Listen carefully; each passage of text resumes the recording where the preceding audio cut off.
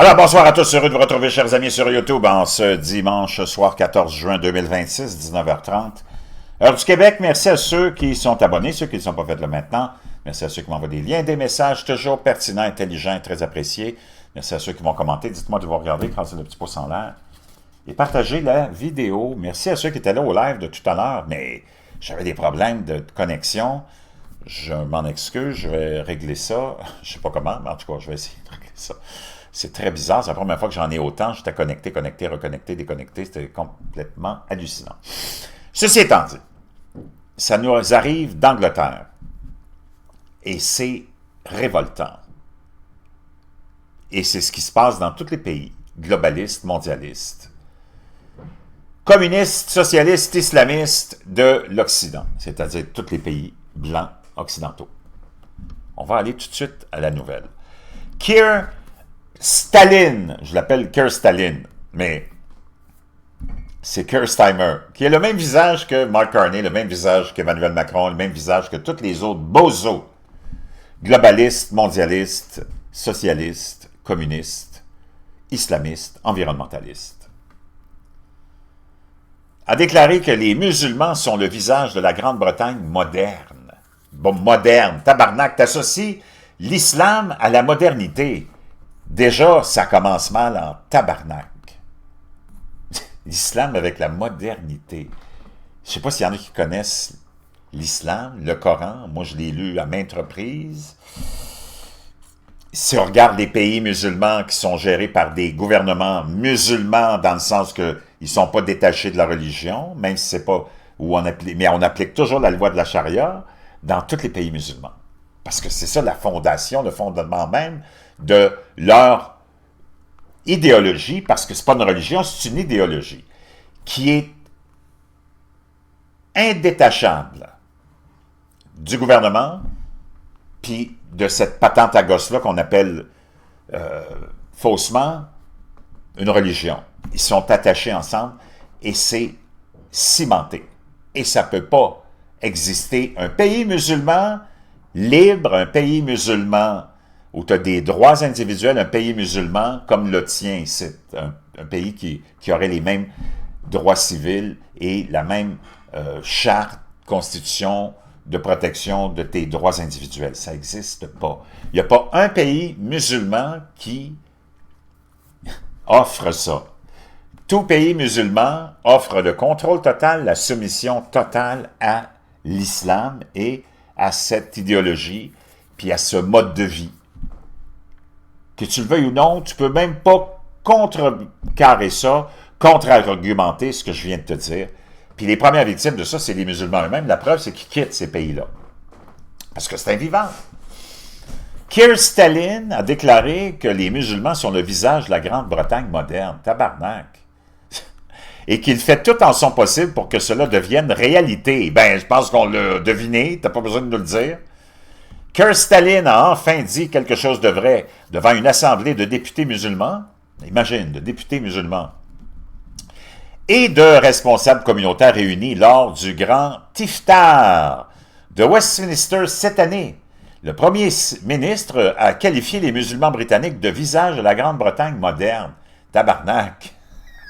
Wow! Wouh! Et de réussite en matière de diversité. Quoi? As-tu vu le style bordel là-bas? Anyways, on ne va pas rentrer là-dedans. Là. Faut-il s'en réjouir ou s'en lamenter, se demande l'auteur de cet article, Astrid Callahan, dans J.D.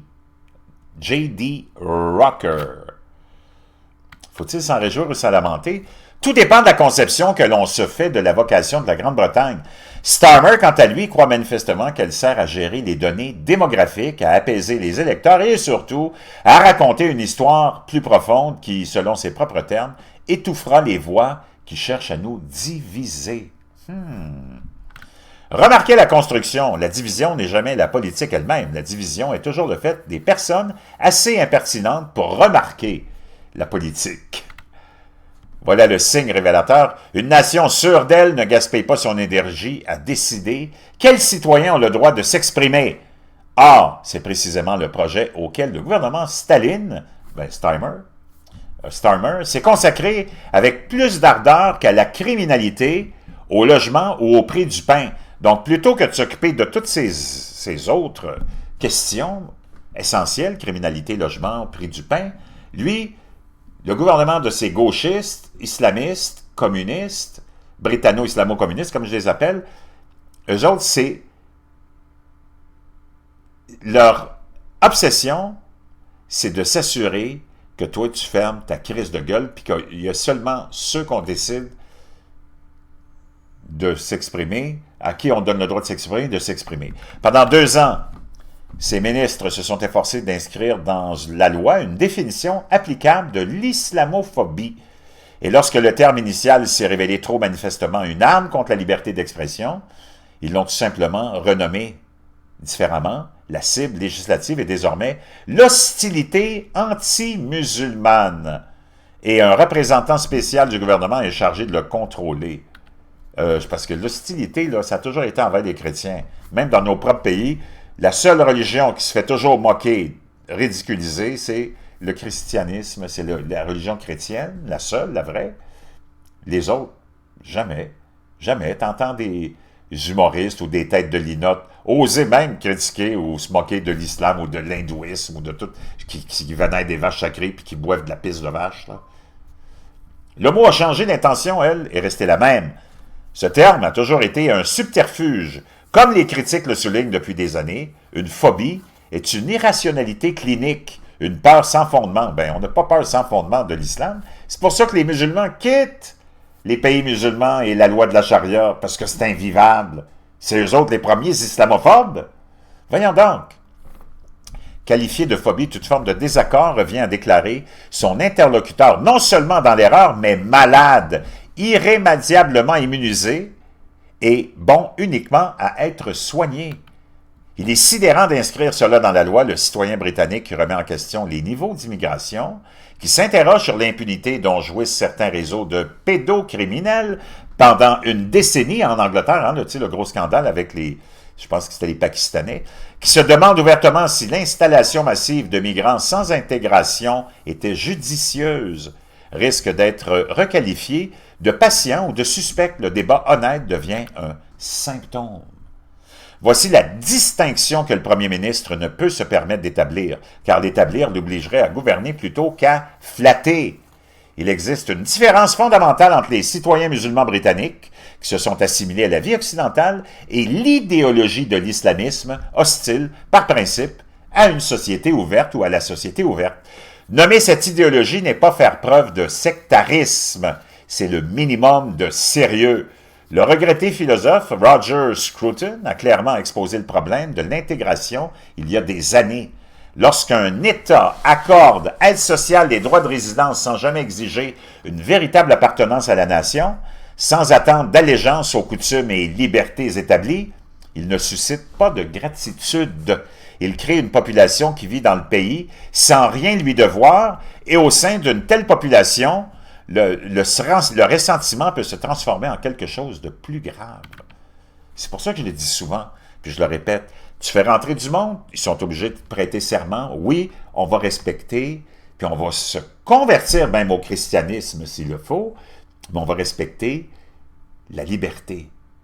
Puis c'est pour ça qu'on veut venir ici, et non pas l'inverse, tout est fait à l'envers. C'est pour ça qu'on est en autodestruction. Donc, il s'agit là d'une critique politique et d'une critique pertinente. Elle met en cause les gouvernements, non les fidèles. Or, c'est précisément cette critique que les règles de communication de Starmer visent à étouffer, car elle sous-entend que ses prédécesseurs et son propre parti se sont lourdement trompés et que la diversité, érigée en slogan, n'est pas une stratégie de cohésion, mais un refus de toute cohésion. La Grande-Bretagne n'a pas été établie par des gestionnaires murmurant des idées de communauté. Elle a été bâtie par des gens qui croyaient que leur civilisation méritait d'être défendue et qui comprenaient, comme Churchill et Theodore Roosevelt, qu'une culture qui perd la volonté de se défendre ne peut survivre grâce à ses seules bonnes intentions. Les acquis que Starmer tient pour acquis, Ces libertés mêmes qui permettent à une minorité religieuse de prospérer en toute sécurité sur le sol britannique ont été garanties par une confiance qu'ils considèrent aujourd'hui comme une source de gêne. On ne peut prétendre au bienfait d'une civilisation chrétienne libre tout en méprisant sa source. La branche ne survit pas à la racine. Il s'agit finalement d'un échec spirituel avant même d'être politique. Un peuple qui ne sait plus en quoi il croit ne défendra pas ce qu'il possède. Et un gouvernement qui contrôle la liberté d'expression au lieu de protéger ses citoyens a confondu le symptôme avec le mal. C'est pour ça que je te dis, un patriote, s'il n'a pas la foi, jamais il va être capable d'être un vrai patriote, puis jamais tu vas défendre ta patrie. Tu as besoin d'une foi. Pourquoi on t'a enlevé? Le premier élément qu'on a fait dans le globalisme et mondialisme, et mai 68, et Révolution tranquille au Québec, ça a été de t'enlever ta foi pour faire de toi quelqu'un de faiblard. C'est incroyable. Il s'agit finalement d'un échec spirituel avant même d'être politique. Un peuple qui ne sait plus en quoi il croit ne défendra pas ce qu'il possède. Et un gouvernement qui contrôle la liberté d'expression au lieu de protéger ses citoyens a confondu le symptôme avec le mal. Starmer s'est trop proclamé gardien de la parole britannique. Le temps que la Chambre, qu'il a été élu pour maintenir, se consolide, il surveillera le mot islamophobie avec le zèle d'un homme qui a trouvé sa vocation et il appellera le résultat unité. Mais on ne peut contraindre une nation à croire en elle-même par la loi, ni menacer un peuple pour qu'il aime un pays dont les dirigeants ont honte de dire ce qu'il est.